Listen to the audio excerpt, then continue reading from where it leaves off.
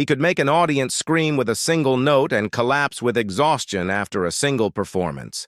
Elvis Presley called him an inspiration. Michael Jackson studied his moves. But Jackie Wilson, the man they called Mr. Excitement, died broke and almost forgotten. How could one of America's greatest voices end up erased from history? Jack Leroy Wilson, Jr.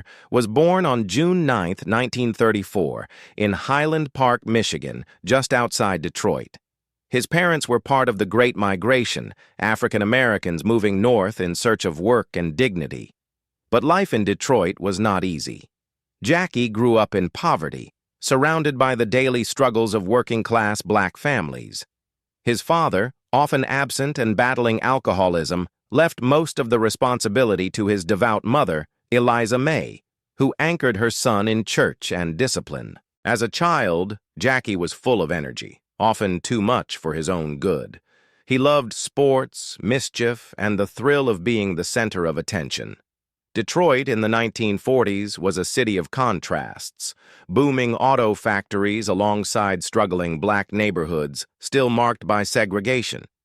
Jackie's mother did her best to steer him toward the safety of church choirs, but the young boy also found himself drifting toward less holy influences. By his teens, Jackie had dropped out of high school and was spending more time in the streets than in classrooms. He joined neighborhood gangs, got into petty crime, and was arrested multiple times. The path toward prison seemed closer than any dream of fame, but his mother refused to give up on him. She saw in her son not just trouble but potential, a spark that needed the right outlet. That outlet, as it turned out, was music. Before music fully claimed him, Jackie flirted with another passion: boxing. He was athletic, strong, and quick on his feet, and for a while he imagined himself as a professional fighter. But the ring was as dangerous as the streets, and his mother, terrified of losing him to violence, urged him to find a different path. That different path came from the world he already knew: gospel music, doo-wop harmonies, and the thrilling pulse of rhythm and blues pouring out of Detroit's neighborhoods. Jackie began singing with local groups, bringing the same energy he once channeled into the boxing ring onto makeshift stages in clubs and community centers. He had a natural charisma, a voice that could soar into a high tenor and dip into a soulful growl, and a knack for captivating an audience. In these early performances, he learned the secret that would define his career. Music wasn't just about sound, it was about presence. It was about moving people, not just with words, but with every ounce of your body. Jackie's first real break came when he was invited to replace Clyde McPhatter in Billy Ward and the Dominoes. McPhatter had left to form the Drifters, and Ward needed a powerful voice to fill the gap. Jackie was only in his late teens, but when he opened his mouth, there was no mistaking it. He had something rare. With the Dominoes, he toured, recorded, and learned the mechanics of the music business, both its glamour and its exploitation. The Dominoes were a polished act, known for their tight harmonies and stage professionalism. For Jackie, it was a crash course in discipline. Ward was a strict leader, often harsh with his singers, but he also demanded excellence. Jackie's time with the group sharpened his skills, taught him stage control, and prepared him for what was to come. Audiences quickly noticed the new kid. He wasn't just another background singer. He had the spark of a frontman, the kind of energy that couldn't be contained by group choreography. By 1957, Jackie Wilson was ready to step into the spotlight alone. He signed with Brunswick Records, a label that would become his professional home for much of his career. It was during this time that a young songwriter named Berry Gordy, Jr. entered the picture. Gordy, who would later go on to found Motown Records, was then a struggling songwriter hustling to get his songs recorded. He found in Jackie the perfect vehicle for his work. The first fruit of their collaboration was Reet Petite, a playful, upbeat track that showcased Jackie's dynamic voice and stage charm. While it wasn't a massive hit in the US at first, it exploded in the UK, giving Jackie his first taste of international success. Gordy and Wilson would continue to collaborate, producing songs like To Be Loved, and Lonely Teardrops. Lonely Teardrops, in particular, became Jackie's signature song, catapulting him to national fame. Released in 1958, it shot up the R&B charts and crossed over into pop territory, a rare feat for a black artist in that era. The song was raw, emotional, and delivered with the kind of vocal gymnastics that made Jackie stand out. He didn't just sing, he cried, he pleaded, he performed every syllable with his whole body. Audiences were mesmerized. As his solo career gained momentum, Jackie developed a reputation not just as a singer, but as a performer. He was one of the first artists to truly merge athleticism with music on stage.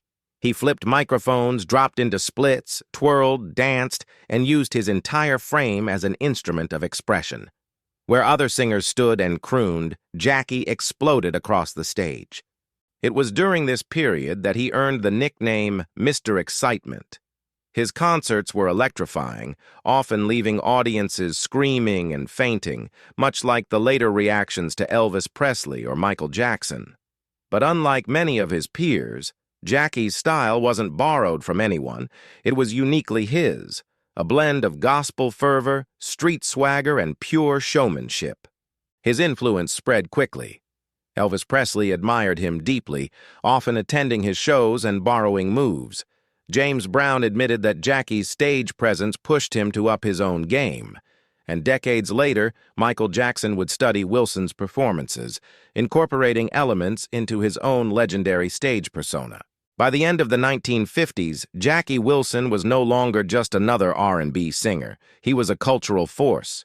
He had survived the streets, transformed raw talent into artistry, and climbed from neighborhood stages to national television. But as dazzling as his rise was, it was only the beginning. The 1960s would bring him to his greatest heights, and also plant the seeds of the struggles that would later consume him. Jackie's catalog exploded in the 1960s. After Lonely Teardrops, he followed with a string of unforgettable hits that cemented his legacy. Tracks like That's Why I Love You So, Doggin' Around, Night, and Baby Workout lit up the charts. Each release highlighted a different side of Jackie's talent. Doggin' Around showcased his ability to tell stories of betrayal with raw honesty. Night, an operatic ballad adapted from an aria in Samson and Delilah, proved that Jackie's range went far beyond rhythm and blues. His soaring tenor rivaled classically trained vocalists. Baby Workout, released in 1963, was pure energy, a dance anthem that captured his lively persona on stage. Then came one of the defining anthems of his career, Your Love Keeps Lifting Me, Higher and Higher, in 1967. It was joyous, soaring, and uplifting, a song that crossed genres and generations. To this day, it remains one of the most celebrated soul tracks of all time, instantly recognizable from its opening bass line to Jackie's passionate delivery. Each song reinforced Jackie's reputation as an artist who could do it all: sing heartbreak, belt triumph, whisper seduction, or roar celebration. Unlike many of his contemporaries, Jackie did not box himself into one category. He was a crooner, a shouter, a storyteller, and an innovator all at once. Jackie's records made him a star, but his performances made him a legend. While singers like Sam Cooke or Marvin Gaye captivated audiences with smoothness, Jackie electrified them with fire. He didn't just sing to the crowd, he attacked the stage as if it were a boxing ring, every movement timed with the beat. He would do full splits in the middle of a song, recover instantly, and leap into a spin without missing a note. He played with the microphone stand like a dance partner, flipping it, dropping it, and catching it again with dazzling precision. He sweated through his suits, collapsed to his knees in mock exhaustion, then jumped up with renewed energy. Concert-goers often left breathless, describing Jackie's shows as part revival meeting, part athletic contest, part seduction. His charisma was such that women screamed and fainted in the aisles while men studied his moves in awe. He was a one-man spectacle, a performer who blurred the line between music and theater. Jackie's stage persona became the blueprint for what a modern pop star could be. Long before Michael Jackson perfected the moonwalk, Jackie Wilson had shown how physical movement could elevate a song into an experience. Long before Prince blended raw sexuality with musicianship, Jackie had already merged those worlds with ease. Jackie's reach extended far beyond his own audiences. Elvis Presley, often called the king of rock and roll, admired Jackie deeply. The two men knew each other, and Elvis frequently attended Jackie's shows. Presley borrowed many of Jackie's stage techniques, the hip thrusts, the microphone tricks, the dramatic pauses. In private, Elvis admitted that Jackie was the only performer who could make him nervous. James Brown also credited Jackie as a major influence. Brown, the godfather of soul, was a relentless showman himself, but even he admitted that Jackie Wilson raised the bar. Brown once remarked, "Jackie Wilson was the greatest showman I ever saw. He set the pace for all of us." Then came Michael Jackson. As a child star, Jackson studied tapes of Jackie Wilson's performances obsessively. The spins, the vocal flourishes, the command of the audience, all of these elements found their way into Michael's own legendary career. In later years, Michael called Jackie Wilson his idol, dedicating one of his American Music Awards to him in 1984, the same year Jackie passed away. Through these connections, Jackie's DNA runs through the very fabric of popular music. Without Jackie Wilson, the language of stage performance in pop, soul, and R&B might look very different. But with fame came the temptations and dangers of the spotlight. Jackie was now a global star, performing at venues like the Apollo Theater in Harlem and the Copacabana in New York, appearing on television shows that introduced him to mainstream America. He toured relentlessly, dazzling audiences from coast to coast and even abroad. Offstage, though, his life was far less glamorous. Jackie had a weakness for women, alcohol, and partying. His personal relationships were turbulent, marked by infidelity and multiple marriages. His growing wealth also attracted the attention of unscrupulous managers and record executives who saw him less as an artist and more as a source of profit. Brunswick Records, the label that had launched his career, was notorious for poor financial transparency. Jackie, like many black artists of his era, was not properly compensated for his hits. Millions of dollars flowed through his records and performances, but only a fraction of it ever reached his own pockets.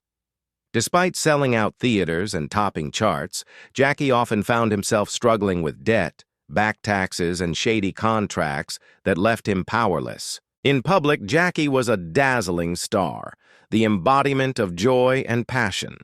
In private, he was a man carrying heavy burdens. His reckless spending, combined with financial exploitation, created constant money troubles. He also became entangled in dangerous relationships. At one point, a lover shot him during a domestic dispute, nearly ending his life. Though he survived, the incident reinforced the volatility of his personal world. Still, Jackie kept moving forward, pouring his pain and passion back into the music. Every heartbreak seemed to become a ballad, every triumph turned into a celebratory anthem. But beneath the polished smile and sharp suits, the cracks were beginning to show. The very qualities that made him so magnetic on stage, his intensity, his impulsiveness, his vulnerability, were also the ones that left him most exposed off stage. By the mid-1960s, Jackie Wilson stood at the peak of his powers. He was a superstar, a pioneer, and an icon. Yet the forces of mismanagement, personal turmoil, and a changing music industry were already circling around him. For now, though, the world only saw the brilliance, the golden era of Mr. Excitement. The fall, however, was not far away. Jackie's career should have made him a wealthy man. He had sold millions of records and toured relentlessly. But like many black artists of his time, he was systematically underpaid and manipulated by record labels and managers. Brunswick Records profited enormously from his success. Yet Jackie himself saw only a fraction of the money he generated. The contracts he signed were often exploitative, giving him small upfront payments, but denying him ownership of his publishing rights or masters. To make matters worse, Jackie lacked financial discipline. What money he did receive often disappeared quickly. Lavish spending, bad investments, and debts piled up. By the late 1960s, the Internal Revenue Service was pursuing him for unpaid taxes. IRS agents even seized his home at one point. Instead of living like the superstar he was, Jackie often found himself scrambling to cover basic expenses. His professional brilliance was overshadowed by the constant threat of financial ruin. If Jackie's money problems were bad, his personal life was worse. Known as a ladies' man, Jackie's relationships were turbulent and often dangerous. He married several times and fathered numerous children, but fidelity was never his strength. Affairs and jealous lovers followed him everywhere, leading to drama that frequently made headlines. In one notorious incident in 1961, a woman named Juanita Jones, said to be one of his girlfriends, shot him in the stomach during a domestic dispute. The bullet nearly killed him, puncturing his stomach and liver. Jackie barely survived after emergency surgery. Many thought his career might end there, but in true Wilson fashion, he defied the odds and returned to the stage months later, scarred but undeterred. Even so, the pattern of volatile relationships continued. Friends described Jackie as a man who lived intensely in every way. He loved passionately, fought fiercely, and burned bridges as quickly as he built them. His charisma, irresistible to audiences, was equally magnetic to women, but it often ended in heartbreak or chaos. As if financial struggles and personal drama were not enough, Jackie faced heartbreaking family tragedies. In 1970, his 16-year-old daughter, Denise, was shot and killed. The circumstances were disputed, but the pain was undeniable. Jackie was devastated, retreating deeper into alcohol and reckless behavior. His family life grew increasingly fragmented. Multiple children by different mothers created strain, and Jackie's absences on the road left little room for stability. Behind the glamour of his career, he was a father in pain, haunted by loss, yet unable to find balance between duty and his own demons. By the early 1970s, the sound of popular music was shifting. Soul was evolving into funk and disco. Younger stars like Stevie Wonder, Al Green, and the rising Motown roster captured the spotlight. Jackie's style, once revolutionary, was beginning to feel old-fashioned to record executives chasing new trends. Though he continued to record and tour, his hits were fewer and farther between. The audiences that once screamed for him now filled arenas for other stars. Jackie still performed with passion, but the industry's enthusiasm for him was waning. He had gone from being the face of R&B to a man fighting to remain relevant. The moment that would define the tragic final chapter of Jackie Wilson's life came on September 29, 1975. He was performing at the Latin Casino in Cherry Hill, New Jersey, as part of a Dick Clark Oldies concert series. Midway through singing his classic hit, Lonely Teardrops, Jackie suddenly collapsed on stage. At first, the audience thought it was part of the act. He was famous for dramatic performances. But when he did not get up, it became clear something was terribly wrong. Jackie had suffered a massive heart attack. He was rushed to the hospital, where doctors managed to save his life, but the damage was catastrophic. The lack of oxygen during the cardiac arrest left him with severe brain damage. Jackie slipped into a semi-comatose state from which he would never fully recover. For the next 9 years, Jackie Wilson lived in near obscurity, confined to nursing homes and hospitals. Once known for his boundless energy, he now lay bedridden, unable to move or speak. For fans, it was almost unthinkable. Mr. Excitement, the man who could electrify thousands with a single note or dance step, was reduced to silence. During this time, the music industry largely abandoned him. While fans remembered his brilliance, record labels and promoters offered little support. His medical bills mounted, and his family struggled to cover the costs. The same system that had profited so richly from Jackie's talent now seemed content to forget him in his darkest hour. On January 21, 1984, Jackie Wilson passed away at the age of 49. His death was the sad conclusion of a long decline. Despite a career that had influenced generations and produced dozens of hits, Jackie died virtually penniless. Reports indicated that he left behind little in the way of financial security for his family. The tragedy was compounded by the indignity of his burial. At first, he was laid to rest in an unmarked grave, his family unable to afford a headstone.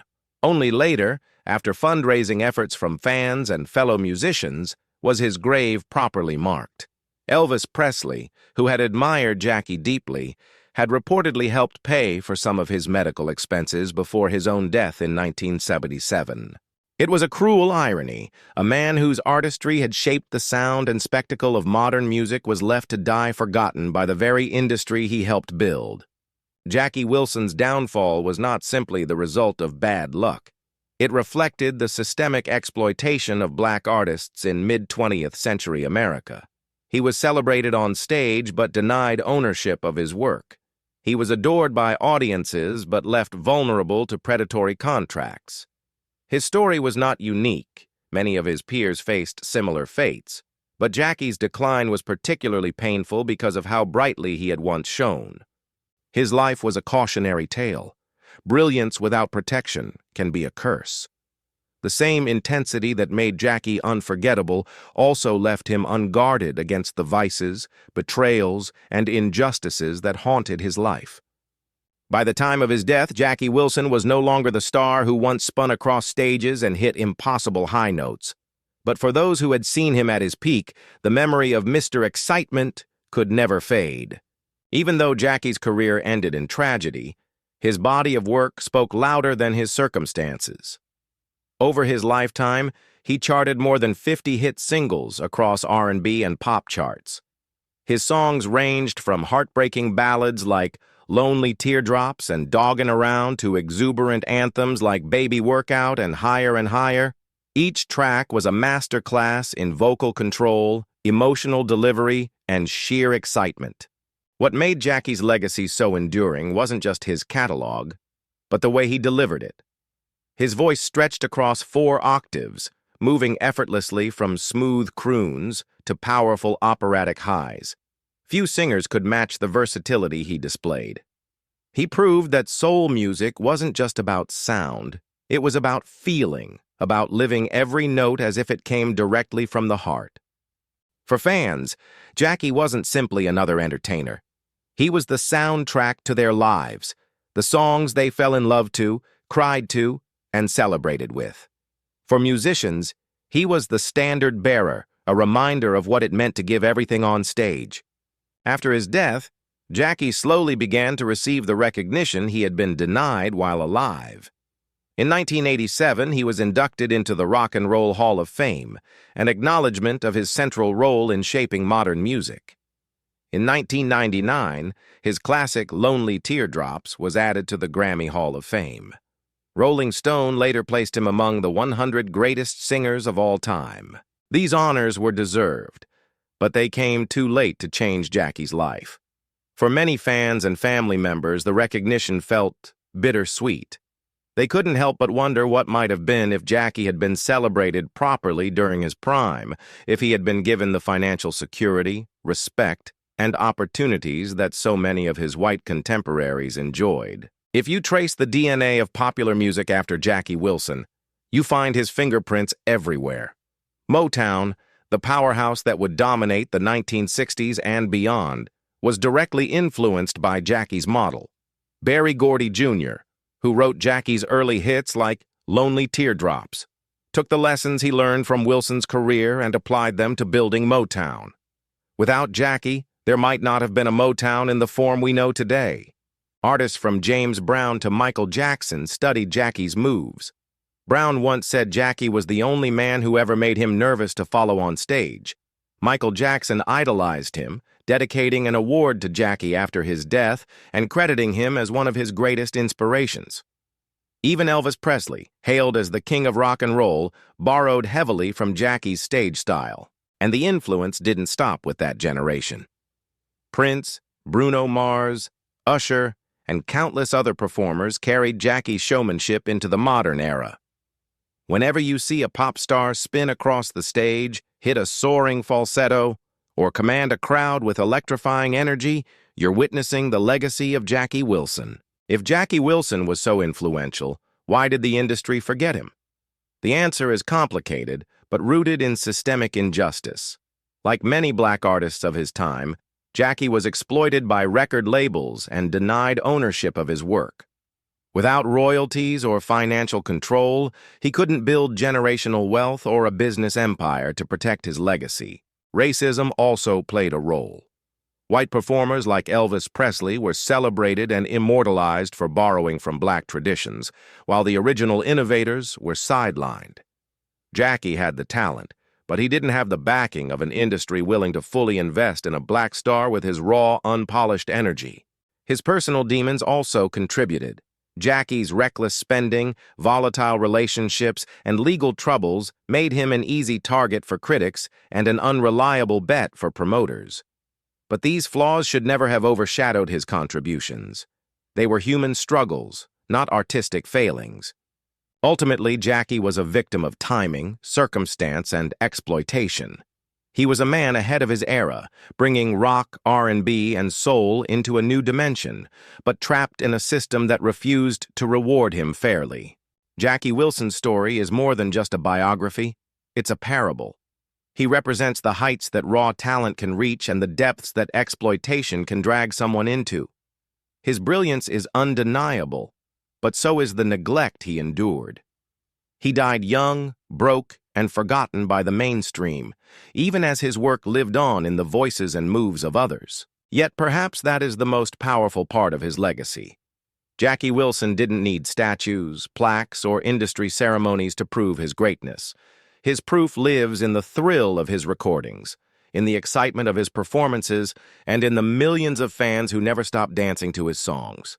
Today, Jackie Wilson is remembered not by the industry that failed him, but by the fans who never let him go. His music continues to be streamed, sampled, and celebrated. Songs like Higher and Higher remain staples at weddings, parties, and movies. His performances still circulate on YouTube, introducing younger generations to the original Mr. Excitement.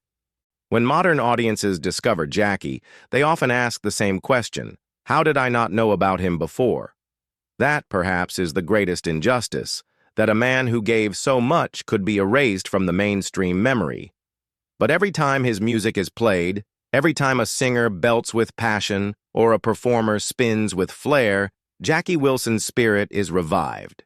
In the end, Jackie Wilson's story is not just about tragedy, it's about survival.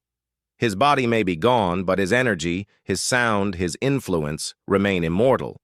He will always be the man who lifted audiences higher and higher, even as his own life fell apart. He will always be Mr. Excitement. Jackie Wilson gave the world his soul, but the world gave him little in return. It's up to us to keep his story alive. What's your favorite Jackie Wilson song? Does Lonely Teardrops bring back a memory?